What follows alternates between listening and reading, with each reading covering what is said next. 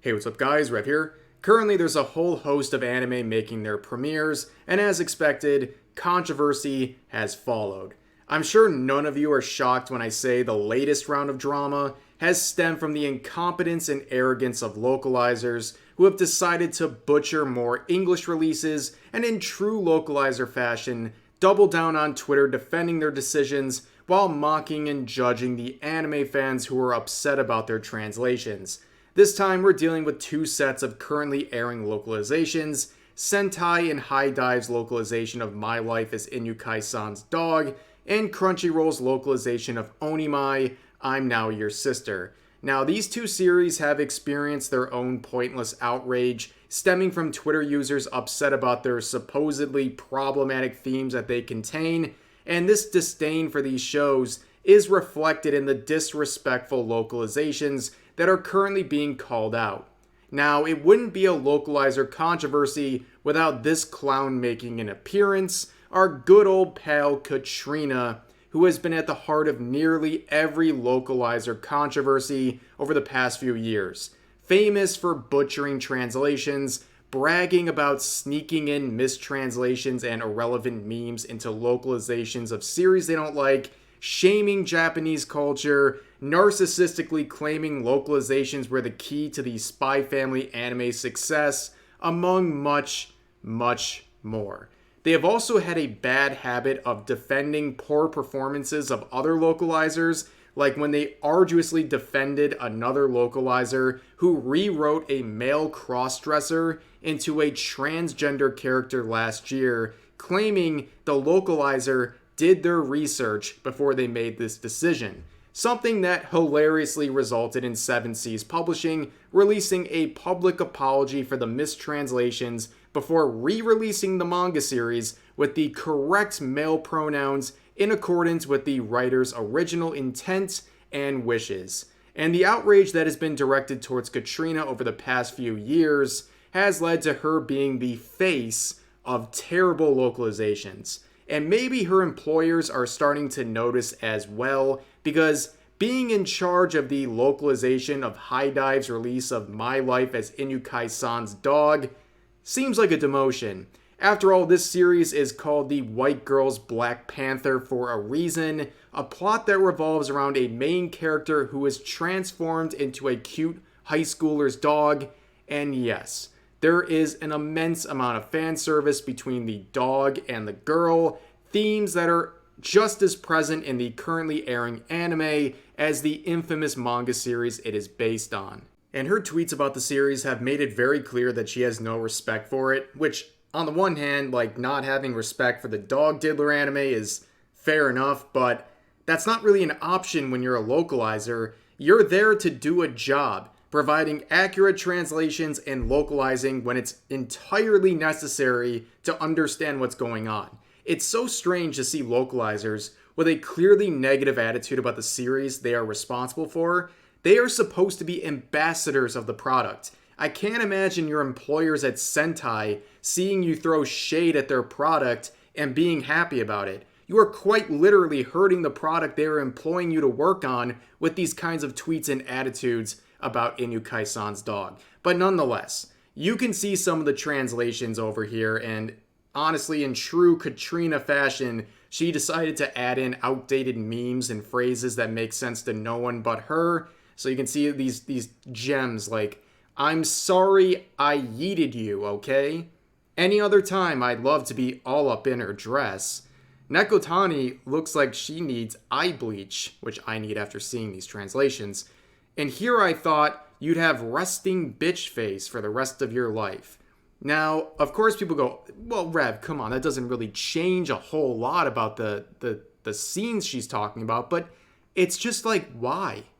Why are you adding these things in? They add no value, and worse yet, they're using Reddit tier language that is completely outdated, like something you would see from 2018. It's one thing to add in memes, but it's another one just add in these completely outdated ones. And you can see by the number of quote retweets down there that people were not amused with this self-report. If you believe this right here was your best work, your finest localization work. I am very terrified to see what else you have localized. Okay, now this next thread is important. It is really like Katrina's manifesto. It's a whole lot. She is responding to a very fair question, basically asking if they're transforming these translations because they don't like the series that they're responsible for localizing. Like, is it just kind of like a petty snip at the source material because they don't like it, so they're making a mockery of it? And they respond with all of this. So it begins by saying, 1, this may surprise you, but I love the material. Of course, the white girl loves the Dog Diddler anime, but nonetheless. The translation is not for you. Translation, you are not the intended audience. And they go on to say, a core tenet of translation theory, identify the target audience and translate with them in mind. The target audience is people who will be watching this short about a high school girl sexually attracted to her dog who is weirded out by it, uncensored on HiDive. If you are not a part of that audience, then this translation isn't for you. There's another audience that's unironically enjoying the idea of a high school girl being sexually attracted to her dog, and they're watching the illegal uncensored rip with MTL subs. So there's a lot to unpack there, okay? But let's focus on some of the things that she said. If you dislike her translations, then clearly you are not the intended audience. That has got to be the greatest cop-out I have ever seen from a localizer. Basically saying if you have any sort of an issue with the translations or localizations, it just wasn't meant for you. And it's basically a skill issue. It's your problem, right? That's obviously a pretty big excuse. And of course she praises the anime saying that she actually loves the material, but then 2 seconds later is mocking it. Obviously, when you're describing a series as some weird thing about a high schooler and her dog having relations, you're clearly not thinking very highly of it. And obviously, based on all of her other tweets about Inukai-san, she clearly thinks it's gross and weird. And you know what? You're kind of entitled to think that, but at the end of the day, you're a localizer. You're not some random Twitter user. You are responsible for providing translations for this product. You are not here to voice your personal disgust for this series. You are here to respect the material, even if you personally dislike it. It is your job to do so. You don't have to go to all these hoops to make weird translations and tell people who's the target audience or not. Because the target audience should be fans of the anime, and really just anime fans in general, not people weirded out by it. They're not fans. You're making the target audience and basing your localization on an audience that isn't even watching. Those people who are weirded out by this are not watching it. Why are they the target audience? Of course, these translations aren't going to make any sense. But nonetheless, there's a whole host of other mistranslations in addition to the ones that she self-reported, but it probably comes as no surprise. There's nothing really, you can pause and look at them, but there's nothing really to add to those. They're just bad translations. And like I said earlier, Katrina also has a habit of defending the poor performance of other localizers, this time inserting herself into outrage stemming from Crunchyroll's localization of Onimai. Now for this last part, I'm going to simply follow this bounding into comics article because it does a pretty good job of aggregating all of the relevant tweets. So a lot of the outrage stemming from Crunchyroll's localization of Onimai begins with tweets like this. You can see it has over 130,000 views on this tweet, but it's calling out differences in the Crunchyroll localization versus the actual literal translations of scenes like this. And mainly a lot of them remove any sort of reference to pronouns for some reason, like in the original one saying girl's sitting posture, and it's localized into you even sit differently. And then the original over here saying you're becoming more and more girly. And then in this one saying you've really gotten into the swing of things, huh? Just strangely removing any of these uses of pronouns, which is like, why? I don't really get it. But here you have the localizer in question named Anna, who's responsible for this, saying that, this is their show and that they want to put their gamer knowledge to use. Well, that will be a pretty infamous phrase as we're going forward. They end up going here and explaining, for no reason, some of the changes they made in their localization, changing the phrase "it can't be helped, this is an emergency," while they're checking out their own genitalia, because after all, Onimai is about a character who is transforms from a boy to a girl overnight after being given drugs by their little sister. It is a gender-bent anime, and obviously in this scene, they're checking out their new body. And I think everyone understands, if you've ever been around anime long enough, this whole "it can't be helped" phrase is very common. It's always translated like this, and people understand it, but they change it to "I'm just checking, that's it," and, for science. And like these other, just like, it's like, why?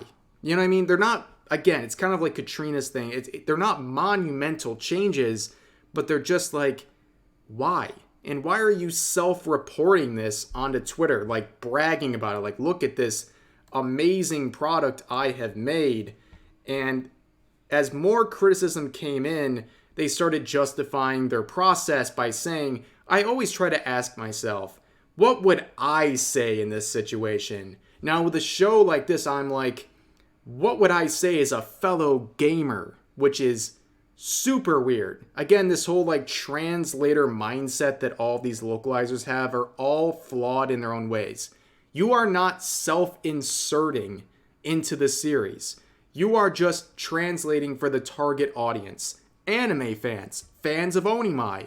You are not taking the role of Mahiro and playing as the gamer, the fellow gamer. That's why these translations are so sloppy, because you don't even know what kind of a POV you play in this situation. And of course, outrage starts stemming in. People are picking up those last tweets and mocking them because of how ridiculous they are.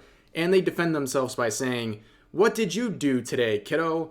Oh, I was watching this anime and the translator didn't translate a line the way I would have. So I went to find them on Twitter and left them a mean comment. Wow, I'm so proud of you. No, these aren't people like stalking you and harassing you for no reason. This is valid criticism people are giving you for not only your mistranslations, but your very strange mindset that you employ for your localizations. This is criticism, not harassment and stalking your account for reasons to jump on you. This is how you keep people accountable. And the reason so many localizers have gotten away with mistranslations over the years is because people haven't called them out until recently. That's the only way you get them fixed. Now, as the criticism continued to roll in, you had tweets like this, again, exerting their position on all of this, but even mentioning, and this is like the biggest mistake they've ever made, saying that they're a newbie translator. They're new to this. And yet, they're so proud to double down on everything they're saying and doing, and just showing that they clearly are not qualified for this, or at the very least, are making mistakes because they're new.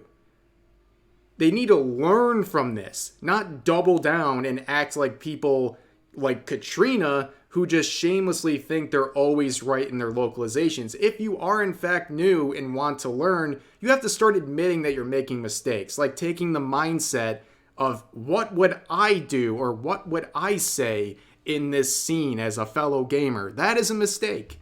And you should be able to admit that as a newbie. And of course, you have this crying on Maine, locking my account for a few days until the angry e-boys give up on harassing me.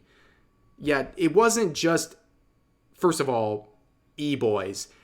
It wasn't just men who were upset about this. There were plenty of women who didn't like your translations either. Like, that's such a cop-out. It's always the angry men, or e-boys, as you call them, based on what.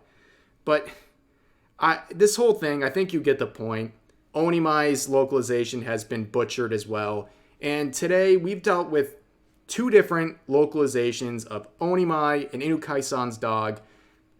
They're the product of people who clearly don't respect the source material and have a very flawed perspective of their role in the localization process. Provide accurate and reliable translations that respect the original intent of the original authors and localize when it's essential to understanding a scene. That's it. That's your job. Don't go into these weird mindsets of, what would I say in this situation? Where you're self-inserting. And don't get to the point where you feel like you can mock the series publicly while diluting the translations and adding in things that don't make sense. But that's going to do it for this video. Please let me know your thoughts about all of this in the comment section down below. Hope you enjoyed the video, and I'll see you guys next time.